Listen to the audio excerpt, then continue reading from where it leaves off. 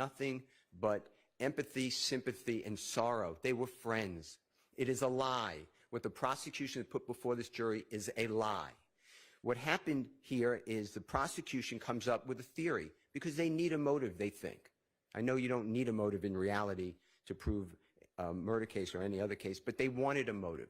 So they made it where Mr. Williams and a gentleman named Rich Homie Kwan, his name is Mr. Lamar, he's a performer, and Mr. Williams and Mr. Lamar were close.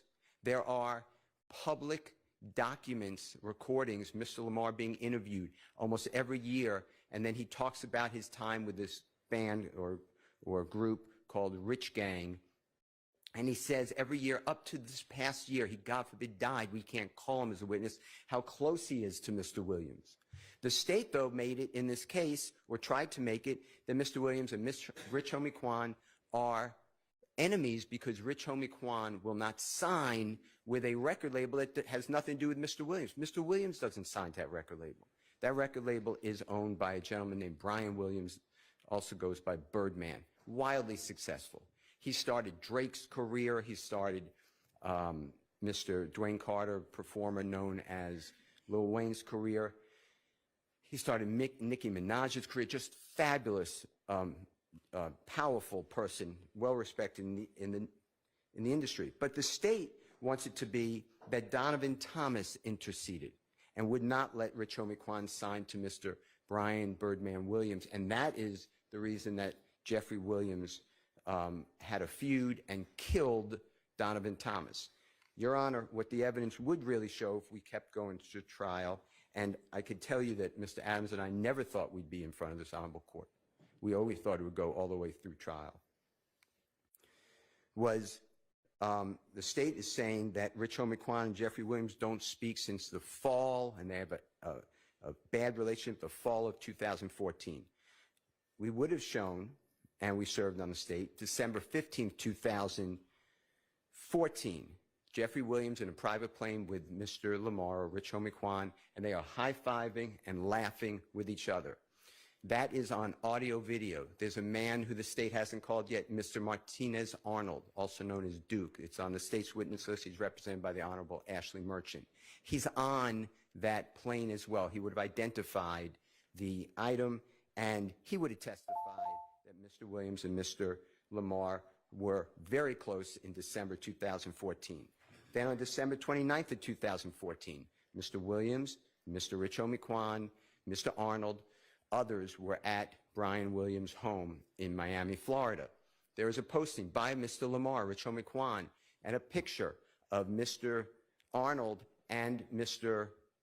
Lamar, and they say, Mr. Lamar says, "This is my number one man, Duke," or something to that effect. We would have put that into evidence. In addition to that, Your Honor, on December 8th, 2 days before Mr. Thomas, God forbid, was killed, Mr. Williams is with Mr. Thomas, as well as Mr. Sledge and Brian Williams in Brian Williams' tour bus outside of a fabulous entertainer, artist, Mr. Clifford Harris, T.I.'s studio, and at that time, they were very close. But you also have the detective with the gang unit, Detective Underwood. I asked her within the last 2 weeks or 3 weeks, did you do any, and she was on the gang unit the entire time, including today. And I asked her, do you have any evidence about Mr. Williams and Mr. Thomas being close friends? And she said, yes, of course I knew that. I said, how about in January of 2015, close to the time of Mr. Thomas's death? She said, yes, they were close friends. Mr. Michael Sprinkle, he's a deputy district attorney in the Fulton County DA's office. He has a recording with Mr. Treadwell. You've heard the name O.G. Bentley. And in that, they're going through the evidence. And Mr. Treadwell, it's important because he has a child, two actually, with Mr. Thomas's sister. He's family. And Mr. Sprinkle states this is 2018, this is after the rental car, this is after all of the interviews of Mr. Copeland, this is after the interviews of Mr. Zachary. Mr. Sprinkle's in some of those interviews with Mr. Zachary. Mr. Sprinkle on tape, on recording, states, I do not know why anybody thinks Jeffrey Williams is involved in this killing. He and Donovan Thomas were close friends. It makes no sense to anyone. And Mr. Williams was never arrested, never charged, even in this, as the court just noted, with anything to do with Donovan Thomas's, God forbid, killing. In addition to that, Donovan Thomas has a place that he used to stay with a group of people on Auburn Avenue. Jeffrey Williams performed and did a music shoot there to try to help other people who are suffering in poverty to get out and to be able to be seen and to broadcast their music. Jeffrey Williams does that for everybody because he comes, Your Honor, from the struggle of total poverty, seeing people killed. He saw his brother die right in front of him, and the law enforcement, I'm not blaming anybody, everybody's on edge. The law enforcement would not get any help for him because there are all these people around.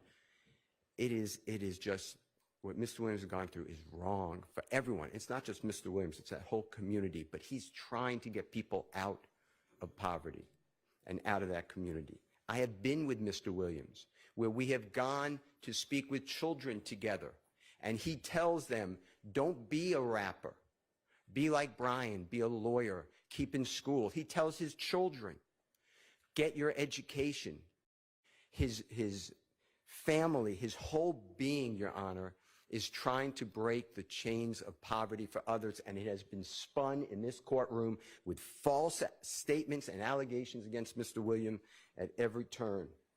In addition to that, Your Honor, the state talks about the fact that Mr. Williams takes people to Miami. You would have heard evidence if we went forward. I put all these people on my witness list. Not one person on my witness list has been interviewed by law enforcement or the prosecution. They have investigated this case for 15 years. They haven't interviewed all these people. That Sprinter van that you heard about, that was already booked days before. Going to Miami, Florida, Mr. Williams and Mr. Brian Birdman Williams, they did a video shoot for a music video.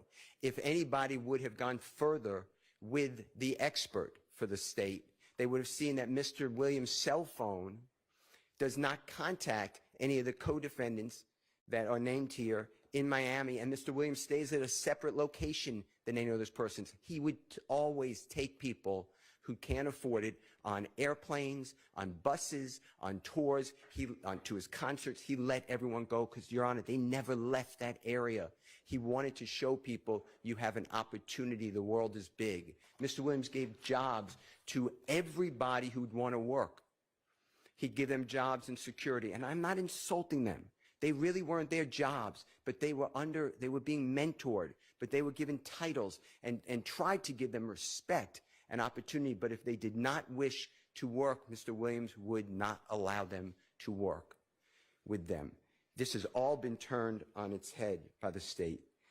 The fact that the state has put in Mr. Williams' lyrics are offensive. Mr. Williams has tens of thousands of recordings. On our witness list, we are bringing in all of his people, his recording artists, his engineers, his managers, his record label, and an expert, the Honorable Dr. Eric Nielsen, to talk about how Mr. Williams creates his music. His music is then changed around and merged. Mr. Williams, some of the lyrics you just heard are not even uttered by Mr. Williams. The state has no idea when these lyrics were made. Some of them were made before the shooting of Donovan Thomas that the state is saying this applies to the Donovan Thomas killing with the Tahoe. They are so far afield of where we need to be when we are trying to, God forbid, take somebody's liberty, Your Honor. The state is talking about things like F the judge and I rep my life for real. That's not even said by Mr. Williams. But they don't care to find out. They are on a tunnel vision to try to convict a man who should not be convicted. The statement about I never killed nobody, but I got something to do with that body. If the state just bothered to talk with anybody, That is a Nicki Minaj song with Jeffrey Williams. It is written by Nicki Minaj. That is on the text messages I gave, not the text message, the Instagram or Twitter rather, that I gave to the state. That is out well before this, but the state doesn't care. This was out in 2015 or 16 or 17 or 18, I can't remember, I think 18, where Mr. Williams was asked who wrote Anybody, and his response is Anybody was written by Nicki Minaj, and it was. But it was really written and sung, it's a takeoff of a song by Tupac. There's a song that it parallels, which is an inspiration. But here we are with the state. Also, I never killed nobody, but I got something to do with the body. The next line comes up is, it's a truancy body. The state can't explain that, so they just conveniently leave it out. Your Honor, there were wiretaps on this case. Mr. Williams, it was going to come out, there was an application to wiretap his phone. The state never presented to a judge. That speaks volumes. The leader of the YSL criminal street gang, who's been involved from 2012 until his arrest, and even according to the state, while we sit here, they never even tried to wiretap his phone. It might have been because they don't really know what his phone number is. So all these communications you're being told about with Mr. Huey, I'm not so sure the state could have gotten anybody to say that's Mr. Williams' phone. This is how the trial has gone for us. But we sit here for almost 2 years since we did our jury selection initiation on January 4th, 2023. Mr. Williams has been sitting in a jail since May 9th, 2022. This is 2.5 years waiting for the conclusion of the state's case and a verdict from the jury, and that's why he is tendering this plea. I'm telling the court this, and the court knows when you came out the first time, it's very hard for Mr. Williams. I am not supportive of what we're doing right now. I'm not against it. But I told Mr. Williams, you okay with me saying this? Yes. I told Mr. Williams that I think we're winning the trial and we should go to verdict. But he told me I can't wait another 3 months if there is any possibility I could go home because I have children that are hurting. I have things to do, and he has some medical issues that he would like to tend to. He eats out of a bag, Your Honor. He eats processed food only. He gained 75 pounds during trial. He's lost it since. But it is hard. You know, for me, it's only 3 more months. It's enjoyable, actually. I enjoy coming. It's not that enjoyable for Mr. Williams. He told me he wakes up. Can I say this? Yes. He wakes up every day, and it's another day in HE blank blank. Your Honor, the state is talking about, in this case, they put in social media. This honorable court was not here, but the state put in that Mr. Williams, in the indictment, Mr. Williams put out a call for murder. He put $24 million murder for hire on a person's head. That is a lot of money, and that is awful. If they would have read the chat, the Instagram chat, Mr. Williams, right above it, there's a picture of a very well-known, very accomplished musical artist who actually had surgically implanted in his forehead a pink diamond worth $24 million that day. That's what Mr. Williams would talk about. That's the type of evidence that is coming from the state of Georgia in this case. It is wrong. This is all wrong. And I know we're pleading guilty, and I know we're pleading nolo, and I know we're asking this honorable court for a certain sentence, and we'll get to it with the court's permission. But this is the type of evidence that there is. But it is holding this man hostage. And that's not really what we're supposed to do, district attorney time, in the state of Georgia or anywhere. The state then, because I opened on that, then they never bothered to put in all of the chats. Why did it take me to read the chats? In addition to that, going back to Donovan Thomas, talk about Mr. Williams involved, the state did a geofence. A geofence tracks his devices. It doesn't have to be a phone. It could be an iPad. It could be any type of electronic device that targets and is used. You don't have to be on the phone. It's the contact. If he has an app open, it'll capture it. And the state targeted the McDonald's, where they keep saying that Mr. Williams met with people there. They targeted the barbershop where, God forbid, the killing occurred. And they targeted a third location, no, 2 locations. And it comes out, Mr. Williams' devices are not there. It's exculpatory. I don't get that information. I got that because I interviewed Lieutenant Crabtree, and the results can't be found, according to prosecution. I did a motion for that. They just can't find it. That is great evidence for Mr. Williams. It would have also shown clearly that when he does go down from his house after getting this call that I'll talk about from Demise McMullen, he's not with these other people. And the expert for the state, the FBI agent who does the telephone analysis, Mr. Williams' phone does not ping off the same tower as a Demise McMullen or a Mr. Copeland or a Mr. Garlington or whomever. The state of Georgia has misrepresented for 2 years in front of this jury. They have hidden evidence. They have violated Brady. They have falsely accused Mr. Williams. Your Honor,